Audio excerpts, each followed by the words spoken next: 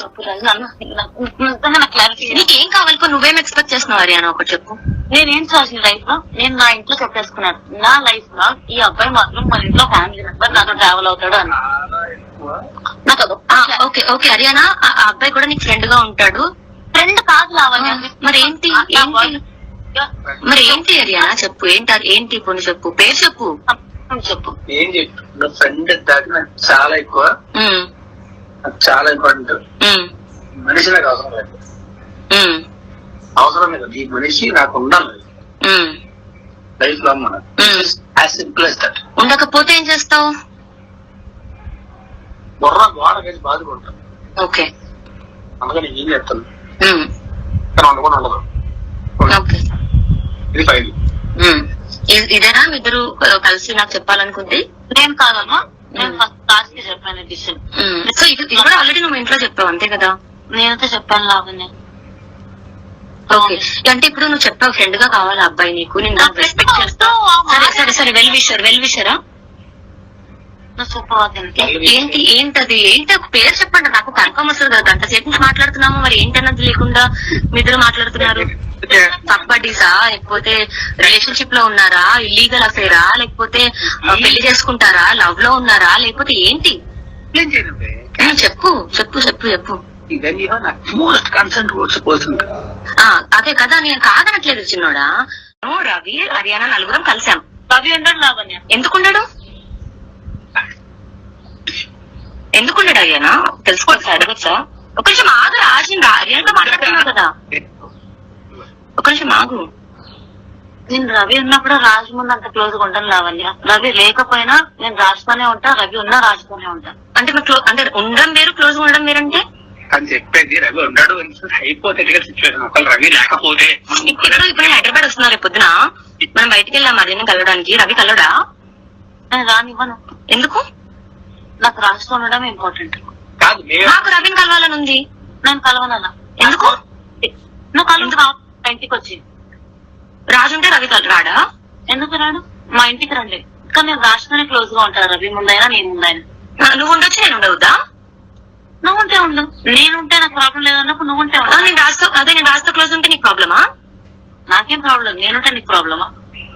అది జనరల్ గా అడుగుతున్నా, నేను గర్ల్ ఫ్రెండ్ కదా, నువ్వేంటి? నేనేంటి రాజ్? హలో రాజు వినిపించలేదా తన గొంతు నీకు? ఏనా మాట్లాడలే వినపడి కూడా. అదే నువ్వు కూడా మూడో పక్షులు ఆడేవే కదమ్మా మా కర్మకి. నాకు కుక్కలు గిక్కలు పడవు. అదే కుక్కలు పడవు, కానీ వీడు కావాలి. అదే కదా నీ ప్రాబ్లం, నా ప్రాబ్లం కూడా. అయ్యో అయ్యయ్యో, పాపం కుక్కలు పడవు. కుక్కతో ప్రేమగా మాట్లాడినా పడదు. ఏరా రాజు, పాపం మీ హరియానా వచ్చి డ్రెస్ కొంగు ముడేసి కుక్క పిల్లలు దొడ్డెత్తుద్దా లేదా అడుగోసారి. నువ్వు ఎత్తుతావు పని మీ హరియానా కూర్చోబెట్టి. ఇద్దరు పనులు ఉన్నారు. అదే మాకు లేక మేము బతికిన రోజులు వీడి కోసం, వీడిని దొబ్బేస్తామని రోజును తెలియక. అదే ఒకసారి మనం హరియానాతో కూడా మాట్లాడే ప్రయత్నం చేద్దాం. టీవీ హరియానాకు కూడా కాల్ చేసే ప్రయత్నం చేస్తుంది. ఇక ఆమె మాట్లాడతారా లేదా అనేది ఇప్పుడు ఒకసారి చూద్దాం.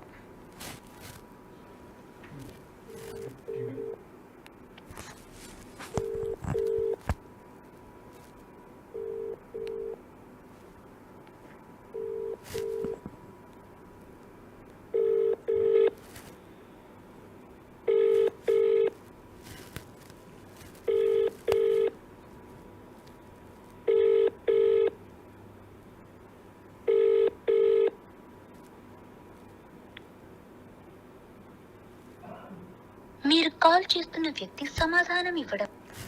మరొకసారి హరియానాకి కాల్ చేసే ప్రయత్నం చేద్దాం. అయితే దీనిపై ఆమె ఎలా స్పందిస్తారో, అసలు నిజంగా ఆమె అలా చెప్పారా, ఎందుకు చెప్పాల్సి వచ్చింది అనేది కూడా ఇప్పుడు ఒకసారి మనం చేసి చూద్దాం.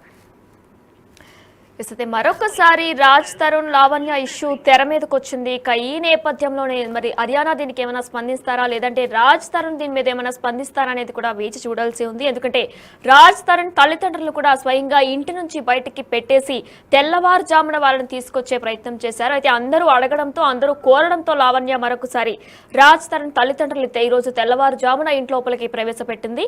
అయితే మరి ఇంత కఠినంగా తను మారడానికి గల కారణాలు ఏంటి, అసలు నిజంగానే రాజ్ తరుణ్ తప్పు చేశారా, చేశారా, లేదంటే లావణ్యనే తప్పు చేసిందా, ఈ అరియానా మధ్యలోకి రావడం వల్లనే వీళ్ళకి నిజంగా ఇష్యూస్ స్టార్ట్ అయ్యా అనేది కూడా తెలియాల్సి ఉంది. ఇక ఈ నేపథ్యంలో వ్యక్తి సమాధానం ఇవ్వడం లేదు. మనం అరియానాకి కాల్ చేసే ప్రయత్నం చేసినా సరే ఆమె రెస్పాండ్ కావట్లేదు, లిఫ్ట్ చేయట్లేదు. అయితే అసలు ఏం జరిగింది? లావణ్య చెప్పే వెర్షన్ అయితే అరియానా లైఫ్ లోకి వచ్చిన దగ్గర నుంచి కూడా ఎన్నో డౌన్స్ చూశాను, రాజ్ తరుణ్ బిహేవియర్ లో కూడా ఎన్నో చూశాను నేను, తను అప్పటి నుంచే మారిపోయాడంటూ కూడా ఆమె చెప్పుకొస్తున్నారు. మరి ఇక ఈ నేపథ్యంలో రాజ్ తరుణ్ ఎంతో మంది అమ్మాయిల్ని వాడుకున్నాడంటూ కూడా లావణ్య కొన్ని ఆరోపణలు చేశారు. ఇక ఈ నేపథ్యంలోనే కొన్ని వీడియోలు కూడా బయట పెడతా త్వరలోనంటూ కూడా లావణ్య కొన్ని సంచలన ఆరోపణలు చేశారు. మరి ఆమె ఏ వీడియోలు బయట పెడతారు, దేనికి సంబంధించిన వీడియోలు బయట పెడతారు అనేది కూడా ఇంకా తెలియాల్సి